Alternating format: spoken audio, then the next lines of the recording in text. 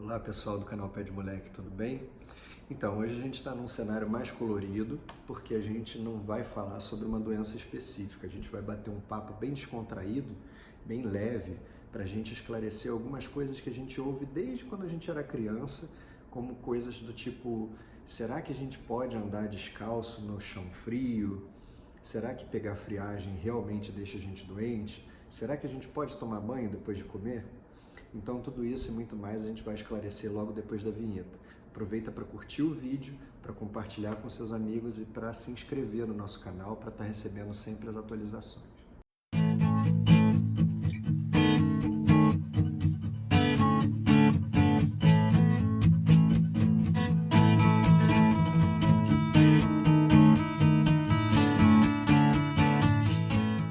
Então pessoal, para começar, o nosso vídeo de hoje, a gente vai dar uma olhada aqui em algumas coisas que eu separei na minha página.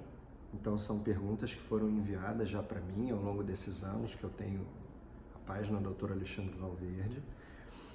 E para evitar constranger as pessoas, eu não vou citar nomes, eu vou só ler mais ou menos o que elas escreveram para mim como sendo dúvidas, e que na verdade muitas dessas coisas são lendas que são contadas desde os tempos das nossas avós, ou então, pior ainda, lendas que foram transmitidas pela internet, foram inventadas por alguém que não tinha o que fazer.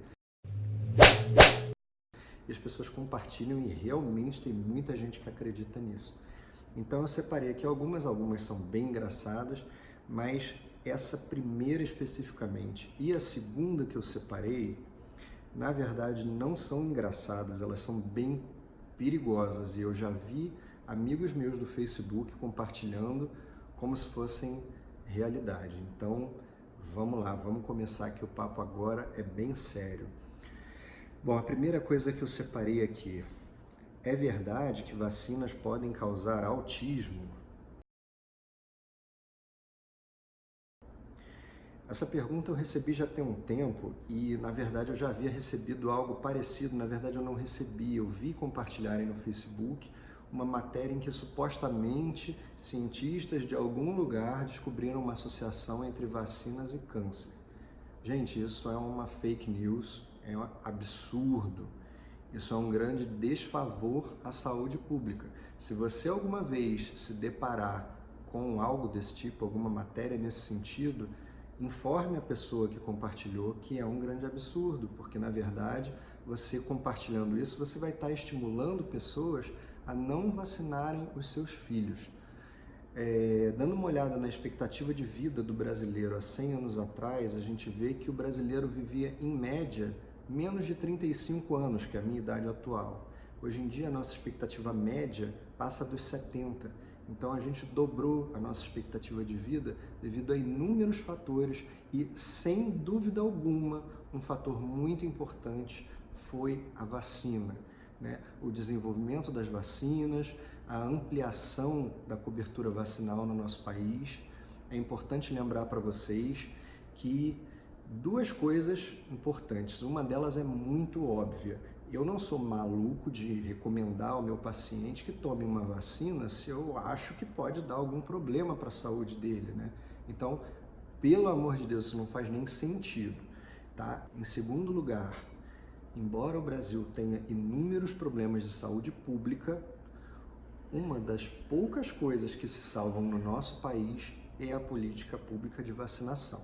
A gente tem um cartão vacinal, um calendário vacinal bem amplo, com uma cobertura muito grande de doenças e, felizmente, no nosso país, a pessoa que é muito pobre tem acesso a praticamente todas as vacinas que uma pessoa muito rica tem.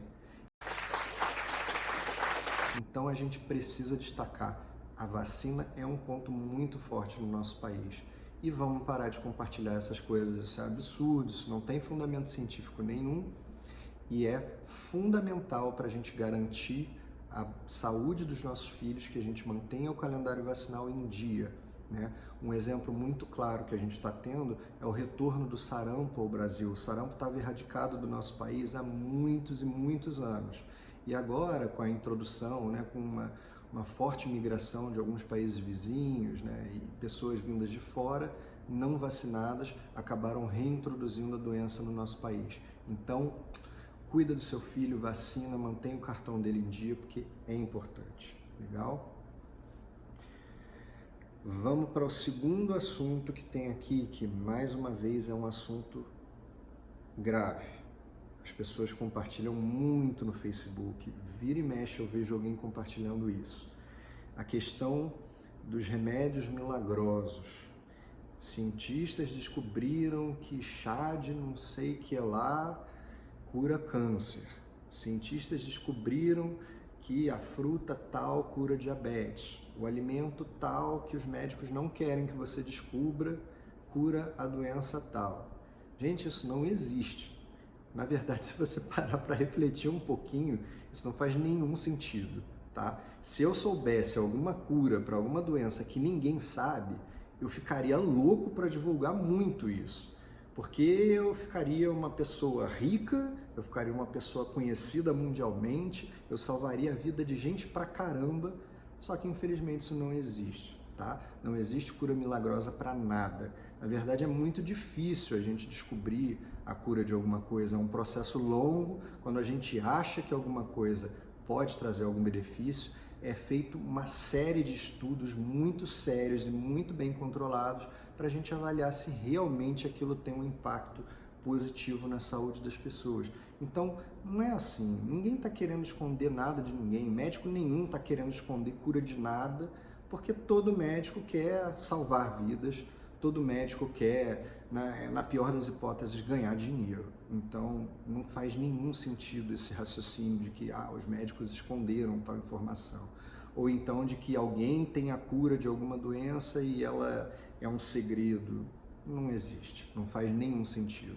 Então esquece isso, parem de compartilhar esse tipo de coisa, que vocês alimentam esperança, às vezes, de uma pessoa que está passando por uma situação extremamente delicada, um paciente com câncer, e ele vai parar de fazer um tratamento eficaz, como a quimioterapia, a radioterapia, e vai se dedicar a comer um determinado vegetal que não vai fazer nada por ele. No final das contas, ele vai morrer precocemente por causa de uma matéria sem nenhum fundamento que as pessoas compartilharam na internet.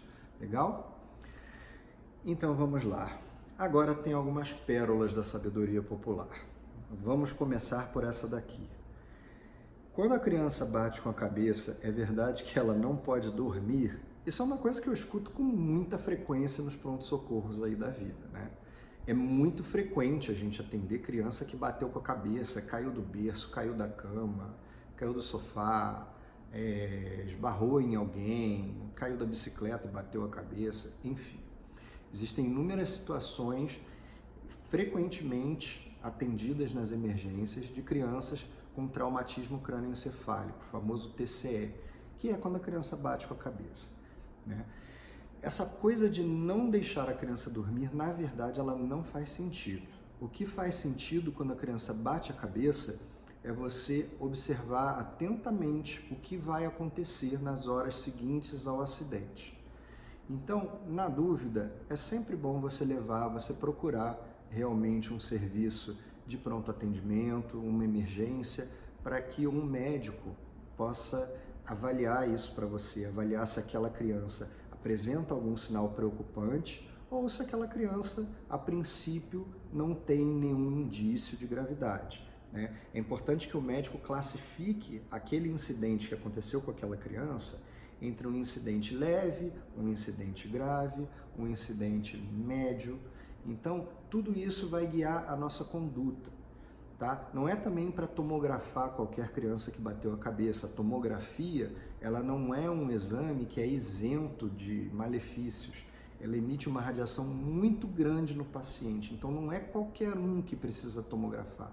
O mais importante na criança que bateu a cabeça, seja ela de qual forma for, é a gente observar o que vai acontecer com ela. E claro, se ela apresenta algum sinal de gravidade, a gente intervir o mais precoce possível, tá? Na verdade, a criança apresentar sonolência é uma coisa comum e se deve ao estresse inicial daquela pancada. A criança sente dor, todo mundo se assusta, vai correndo atrás da criança, então é um enorme susto, um estresse enorme, e a criança, conforme o tempo passa, tende a sentir uma certa sonolência mesmo, principalmente criança pequena.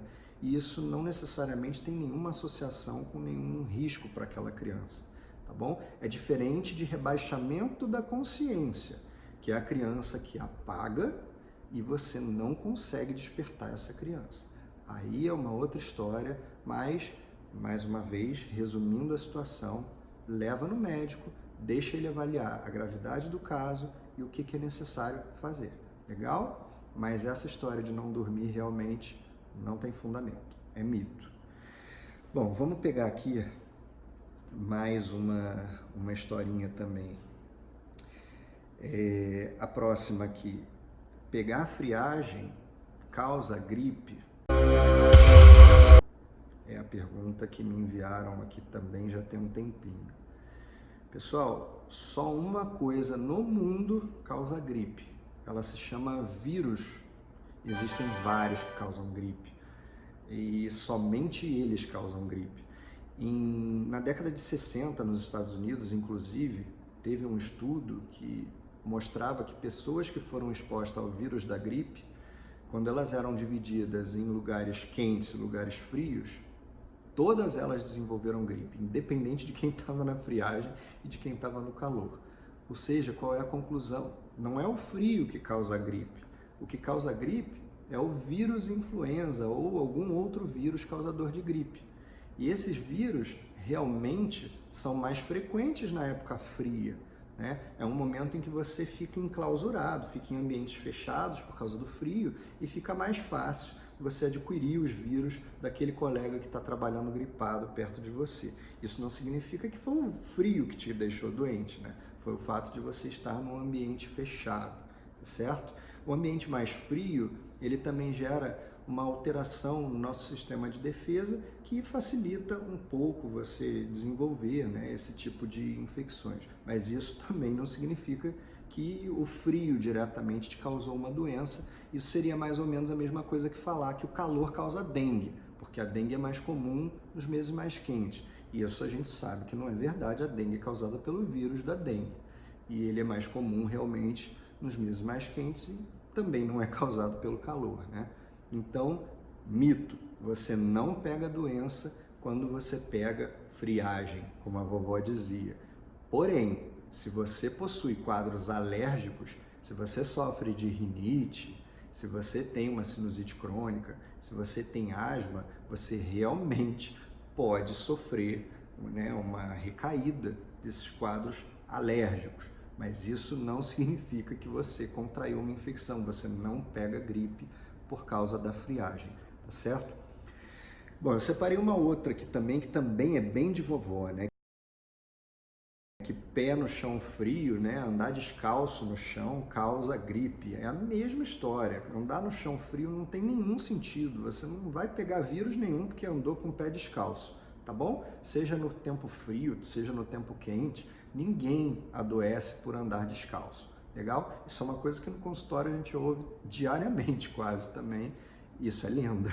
Não tem nenhum fundo de verdade nisso. Legal? Deixa o seu menino andar com o pé no chão. Bom, próxima coisa que a gente tem aqui, que é mais ou menos relacionada também a essa coisa da gripe, né? Aquela questão de que criança não pode ficar no ar-condicionado, criança não pode dormir no ar-condicionado. Pessoal, o ar-condicionado, como eu já falei agora há pouco, não é causa de gripe em ninguém, tá certo? O que causa gripe é vírus. O que acontece é que o ar-condicionado, ele deixa o ar mais seco. O ar mais seco prejudica a nossa defesa das vias respiratórias. Então, é aquela velha história, né? Se você diminui a umidade do ar, seja com ar-condicionado ou simplesmente pelo tempo, pelo clima natural estar frio, você realmente tem uma chance maior de desenvolver uma gripe. Mas não é diretamente o ar que causa a doença, né? O ar pode deixar você com sintomas de rinite, espirrando quando você acorda. Você pode até sentir um desconforto na garganta por causa do ar seco do seu quarto. Mas doença, gripe, você não pega do ar-condicionado. Legal? É importante só fazer uma ressalva, né? Que a gente precisa fazer uma manutenção, uma higienização do ar-condicionado. Senão, realmente, você pode pegar doenças do ar-condicionado, né? Ele vai favorecer que você ele favorece a proliferação de vírus e bactérias e você realmente pode adoecer por causa do ar, mas aí não foi porque ar-condicionado gerou a doença, foi porque você vacilou mesmo com a manutenção do seu ar-condicionado. Legal?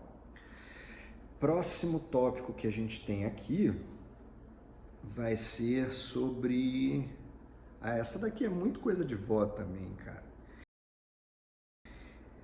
Ver televisão de perto faz mal à vista? Ou, também uma que eu achei bem parecida, né? Ler no escuro causa problema de vista? Não, nenhuma das duas situações provoca nenhum tipo de distúrbio visual, tá? Ninguém vai ficar míope porque via televisão de pertinho ou porque tentou ler no escuro, tá bem? Ler no escuro pode deixar você com certo cansaço, pode até dar um pouquinho de dor de cabeça, mas isso se resolve facilmente, né? É só você melhorar a iluminação do local. Então, não há uma associação direta entre você assistir televisão de perto e desenvolver miopia ou qualquer outra alteração visual, legal? Assim como também ler no escuro não vai causar em você uma doença que você não tinha antes, legal? Então, passando aqui para outro assunto agora. Bom, esse daqui eu mesmo ouvia muito na minha infância, que você depois de comer não pode tomar banho ou entrar na piscina. Isso também não procede, legal? Você não tem problema nenhum tomar banho depois de se alimentar. Você pode comer uma churrascada, macarronada, o que você quiser, tomar banho ou entrar na piscina, não vai fazer você passar mal. O que pode fazer você passar mal nessa situação, na verdade, é você fazer um exercício físico intenso. Mas, sinceramente, em 35 anos de vida, eu nunca vi ninguém sair da churrascaria dizendo que está louco para correr uma maratona. Então, eu acho que é bem pouco provável que você veja alguém passando mal depois de comer e praticar uma atividade física pesada, tá bom? Mas isso sim pode causar algum mal para a pessoa. Tomar banho ou entrar na piscina não tem nenhuma associação, legal? Não existe a história da congestão na pessoa que entrou na água depois de se alimentar, ok? Vamos para a próxima, então.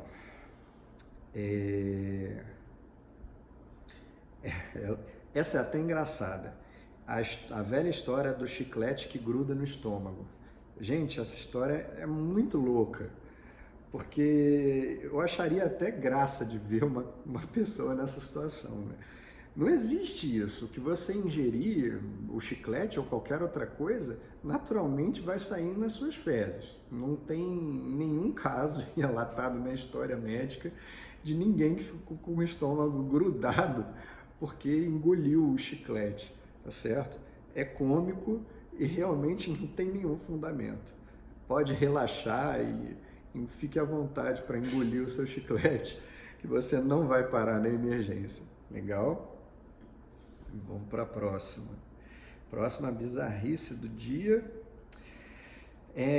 Na verdade, essa nem é tão engraçada. Essa é uma coisa que deixa as famílias bem desesperadas. Ah, meu filho tomou água sanitária, tomou um remédio da vovó, ingeriu uma coisa venenosa. Dá leite para ele que melhora, ou então faz ele vomitar. Pessoal, isso também não tem nenhum fundamento científico, legal? Quando seu filho ingere algum elemento nocivo, um veneno, um remédio que não é adequado para a idade dele ou qualquer outra substância, você não tem que dar nada para ele ingerir, você tem que sair direto para o pronto-socorro para que o médico veja o que ele ingeriu e tome a medida que for mais adequada para ajudar o seu filho. E isso pode envolver usar determinadas substâncias que funcionam como antídoto, ou fazer uma lavagem gástrica no seu filho, ou as duas coisas, tá certo? E o sucesso dessas medidas depende muito do tempo que a criança tem desde que a criança ingeriu o veneno, ou o remédio, ou o que quer que seja. Então, não perca tempo fazendo a sua criança vomitar de maneira alguma, nem dando leite, nem nada para a criança. Leva ela imediatamente ao pronto-socorro. Legal? Bom, já foram as 10 maiores lendas que a gente tem aí da vovó, da internet, enfim, de onde quer que seja. E só para finalizar, eu vou ler mais uma aqui que foi até sugestão da minha esposa, que é mais uma engraçada.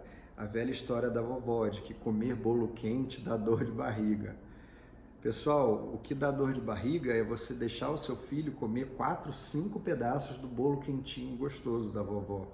Não é o fato do bolo estar quente. Senão já pensou o desespero de você tomar café quente de manhã, sair correndo para o banheiro todo dia? Não, não procede, tá bom? Não é o fato do bolo estar quente ou frio que vai fazer alguém ter dor de barriga, e sim a quantidade enorme que a pessoa comeu do bolo que vai fazer com que realmente ela tenha mal-estar, diarreia, enfim, passe mal, certo? Então, pessoal, essas foram as principais pérolas aqui que eu tirei da internet e do meu site, da minha página. E espero que vocês tenham gostado. Hoje foi um papo bem leve, bem informal. Em breve eu vou estar voltando com um vídeo que não vai ser tão leve, porque a gente está tendo um problema sério com a volta do sarampo ao Brasil. Então, o próximo vídeo a gente vai conversar um pouquinho sobre isso, para a gente conseguir saber como é que a gente vai se proteger dessa situação. Legal? Obrigado a vocês que estão acompanhando a página, que estão seguindo a gente no YouTube e que compartilham, curtem, comentam os vídeos. Legal? Se você se identificou com alguma dessas lendas, se você acreditava nisso até agora, escreve pra gente, coloca aí nos comentários, coloca lenda tal eu acreditava, ou hashtag eu caí nessa. Tá bom? Depois a gente vai lá, responde a vocês, explica direitinho. Se vocês tiverem dúvidas, deixa lá também no YouTube pra gente ou na página do Dr. Alexandre Valverde. Legal? Obrigado mais uma vez por vocês estarem com a gente e até a próxima. A produção da página Pé de Moleque adverte: nenhuma vovozinha foi maltratada durante esse vídeo.